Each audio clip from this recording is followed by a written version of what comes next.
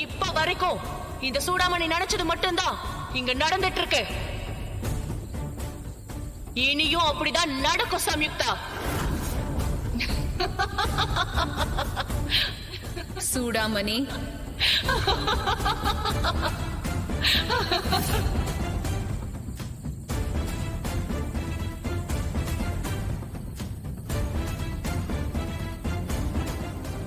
அக்கா, இப்போ நீங்க பேசினிருந்தீங்களே அந்த சூடாமணி யாரு? ராணி, இப்போ எதுவும் கேட்காத. இப்போ நடக்கிற எல்லாமே ஏதோ ஒரு காரண காரியத்துக்காக தான் நடந்துட்டு இருக்கு. அது என்னன்னு நேரம் வரும்போது நீயே தெரிஞ்சுப்ப. அது வரைக்கும் நீ எதை பத்தியும் யோசிக்காத.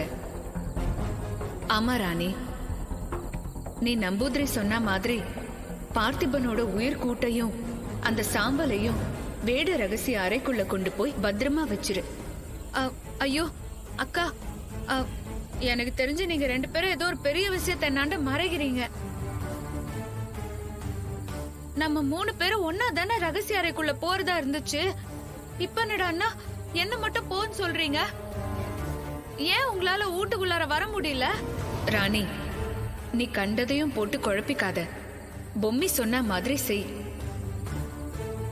அப்புறம் இன்னொரு முக்கியமான விஷயம், 40வது பௌர்ணமிக்குள்ள நாம செய்ய வேண்டிய கடமை எல்லாத்தையுமே செஞ்சு முடிக்கணும். நாளைக்கு காலையில பிரம்ம முகூர்த்தம் முடிஞ்சு சூரியன் உதிச்சதுக்கு அப்புறமா நீ சித்தார்த்த கூட்டிக்கிட்டு நான் சொல்ற இடத்துக்கு வா. எந்த இடத்துக்குக்கா வரணும்?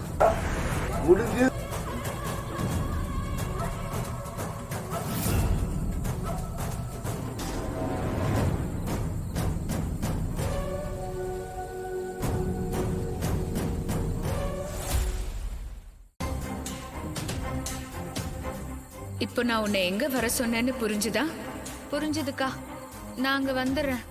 சித்தார்த்தையும் கூட்டிட்டு வா.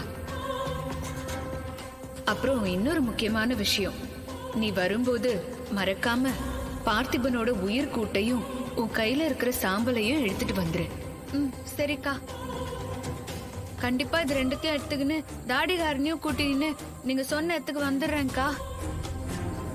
சரி ராணி, நீ போ. வீட்ல இருக்கிறவங்க நீ வராம ரொம்ப பயந்து போயிருப்பாங்க. சரிக்கா. இந்தா.